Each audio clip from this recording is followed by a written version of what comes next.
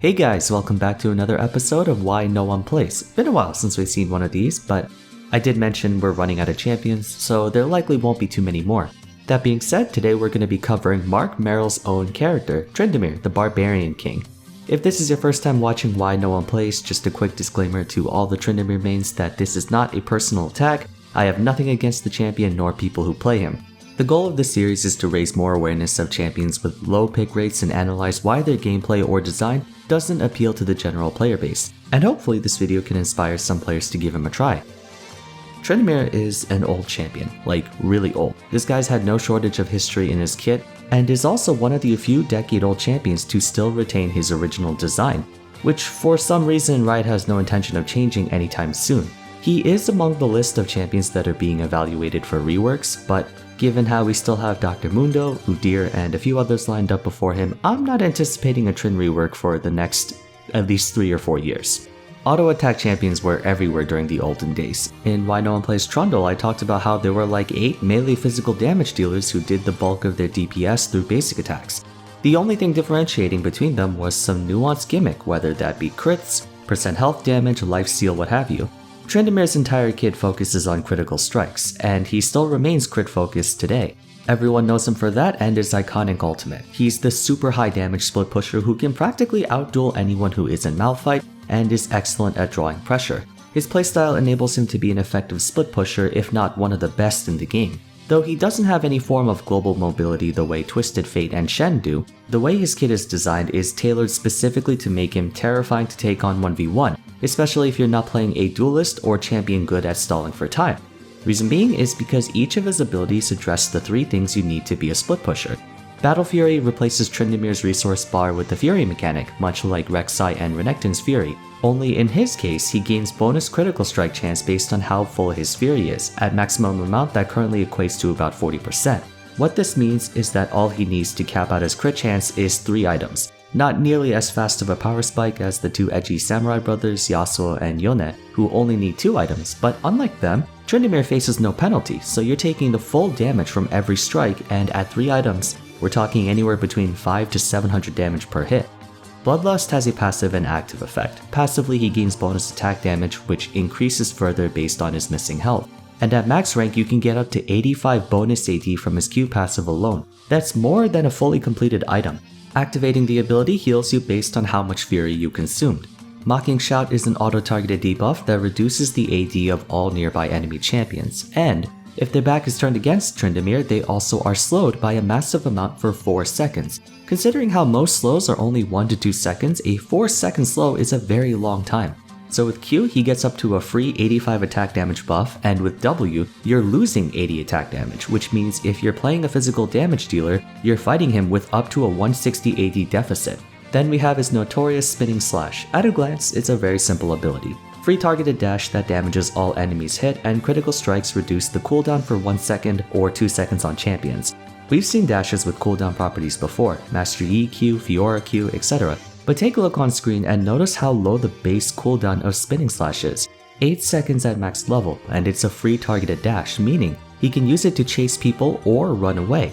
Tryndamere also tends to build around 30% CDR, so in the mid game all he has to do is crit you twice and his dash is back up, making it virtually impossible to run away if he's chasing you, or chase him if he's running away. And finally, his dreaded Undying Rage. As the name implies, Tryndamere becomes literally unkillable for 5 seconds. That's it. That's literally all it does. Well, aside from giving an instant fury, Tryndamere's ultimate is what makes him such a freak of nature because this makes him impossible to execute or burst down even if you have enough damage to one-shot him 5 times over.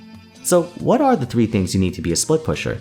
The first and obvious one, damage. To take down towers and waves quickly, you need a lot of damage, whether that comes in the form of actual AD or attack speed, in which case you naturally build both on Tryndamere.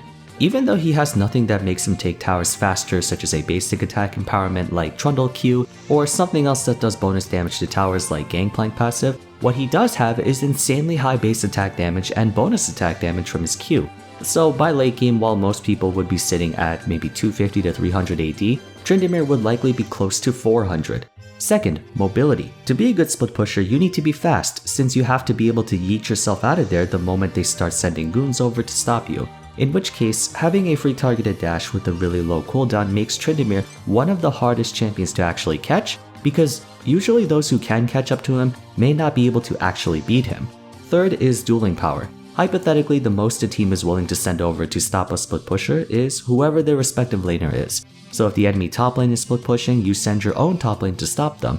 As a result, said split pusher needs to be really good at 1v1ing in order to exert more pressure on the map than whoever they're responding with. That way they have to send more than one person or risk bleeding out. Tryndamere is one of the best late game duelists in the game because he crits you for like 1000 damage per auto, has a billion dashes, and is unkillable for 5 seconds. There are only a handful of champions in the game that can actually go toe to toe with him, and usually they have to be just as fed as him in order to do so. The perfect champion built to split push games. He's really mobile, he hits like a truck, and chainsaws towers to shreds.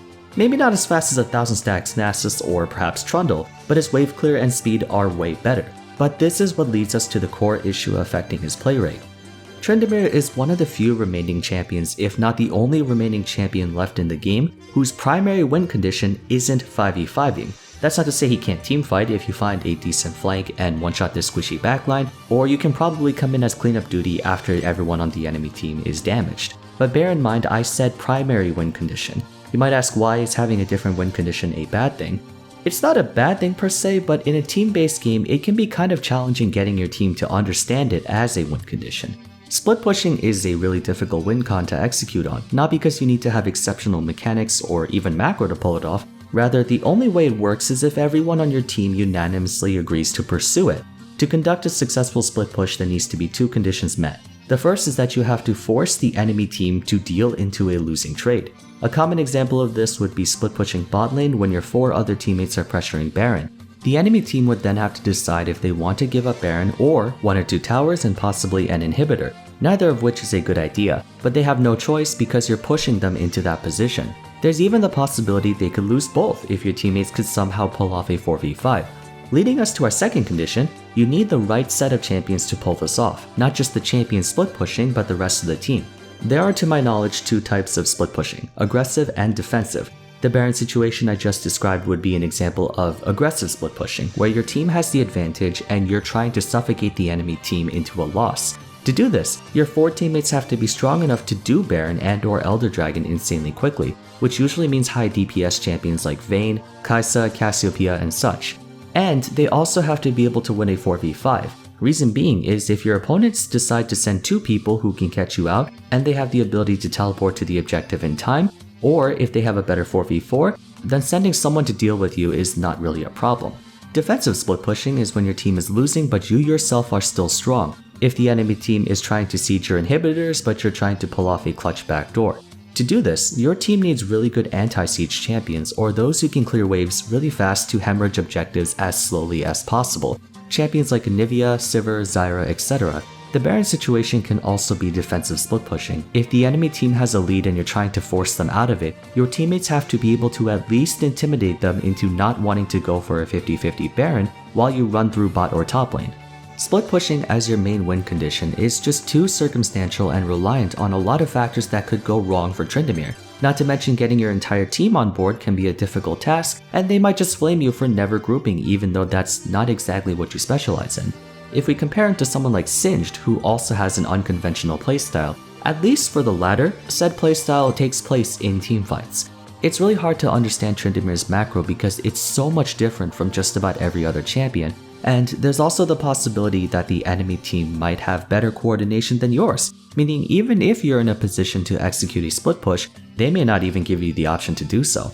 Continuing on with that mastery problem, Tryndamere is a stat checker through and through. His entire gameplay consists of smacking you to death with crits and a superior stat line, and this is commonly shared among other super simple champions that requires you to know a lot about champion statistics and matchup knowledge. However, he's a lot harder to understand matchup-wise than tankier stat checkers because it's extremely easy to mess up in the laning phase on him. What separates Tryndamere from someone like Garen or Dr. Mundo is that the latter two can start fighting at pretty much any time. That's the main thing stat checkers have going for them, they're always ready to fight. Tryndamere, however, cannot. You need to make sure your Fury is full or close to full. You need to keep track of the minion wave since you have no AoE damage outside of Spinning Slash to clear casters while battling your opponent. If you're taking Lethal Tempo or Halo Blades, you have to time it so that they're ready to go when you want to go in. All of these win conditions make Tryndamere surprisingly difficult to learn. Your lane control and wave management have to both be top-notch to play him well because his wave clear early game sucks. He doesn't have a one-button backline sweep such as Darius' Q, nor does he have any safe way of CSing against lane bullies like Mundo's Q. Even though you have instant cast death immunity for an ultimate, and even though your late game split pushing is pretty much top tier, that's if you can survive. Not to say he's got a terrible laning phase like Ryze and Azir, Tryndamere can cheese out a lot of lane matchups with a level 1 or 2 all-in, or some good trades, but you can just as easily run into a situation where one mistake results in you being unable to farm just because the enemy top laner has a permafreeze, or you're being thrusted into a terrible matchup like Nasus, Akali, Malphite, Shen. There are so many top laners that not only destroy you in lane, but can keep up with your scaling in the late game, which means blind picking him can be quite painful. But Yasuke, if I'm pronouncing that right, is one of the best Tryndamere players in NA, and he goes Trynd mid, claiming that his matchups mid lane are a lot better, and I can kinda see that. He's definitely a big f you to a lot of mages and assassins, so it does make sense. Lastly, and this is probably really obvious, his playstyle is RNG. A lot of his early game performance hinges on how many crits you can land off of only 20 to 40%. You might have Lady Luck on your side and get a whole bunch of crits in an all-in, or you might not. The fact that your damage output is for the most part incalculable, what looks like a good opportunity to attack may result in a fail just because you failed the dice roll one too many times. Technically speaking, any units that build crit items will be subject to randomness, but usually it doesn't matter for them until the mid game when they actually have a meaningful amount of crit like 40 to 60%. That's often the case why full crit 80 carries like Caitlyn, Jinx, and Tristana might have decently strong laning phases and a very strong late game, but a terrible mid game because that's when their damage is inconsistent due to not having 80 or 100% crit. Tryndamere suffers from this inconsistency much earlier, only he's a melee champion with nothing but auto attacks to get him through laning phase. So, even though he only needs to buy about 2 items before he starts critting consistently, you're at the mercy of RNG. Is it enough to cripple his viability as a champion? No. That's the whole reason why he gets so much free attack damage to sort of make up for that inconsistency. That being said, it wouldn't be an exaggeration to say Tryndamere definitely suffers from a rather degenerate playstyle because of luck. Said reliance on luck is what punishes his ability to play from behind. In order to keep his health up, he has to use Bloodlust to heal, but doing so consumes all of his fury, which means you go back down to 0% crit rate. Basically, there's a trade-off between keeping your health up or your damage up, and you obviously can't have both if you're playing a losing matchup. Fortunately for him, he is one of those champions who, if you take too long to end the game, he can and will reach a point where he does two-shot squishy champions while being unkillable. Interestingly enough, despite his rather low pick rate, Tryndamere has a lot of one-tricks, and I mean a lot. He's almost constantly hovering below a 3% pick rate, but has a lot of very dedicated one-tricks. That's often the reason whenever you do see a Tryndamere, he looks so unfairly overpowered, because whoever does play him gets pretty dang good at him, and despite his inconsistent gameplay, whenever you do get to start split pushing, it's pretty fun watching the enemy team squirm as they try to stop you while dealing with the rest of your team. Playing Tryndamere, despite his very aggressive personality and nature, does actually take a lot of patience. To all the Trynd mains out there, what do you think? Do you agree or disagree with what I said, or do you think there's something else that makes him not too great of a champion to play for everyone else? Let me know in the comments down below. If you enjoyed the video, a rating would be much appreciated, and if you'd like to see more content like this, consider subbing to the channel. Also check out the video description down below for links to my Discord and social media, as well as a playlist containing all of my other Why No One Plays episodes if you want to watch more. But that's it for today. Thank you all so much for watching, and I'll see you again soon for the next one. Take care.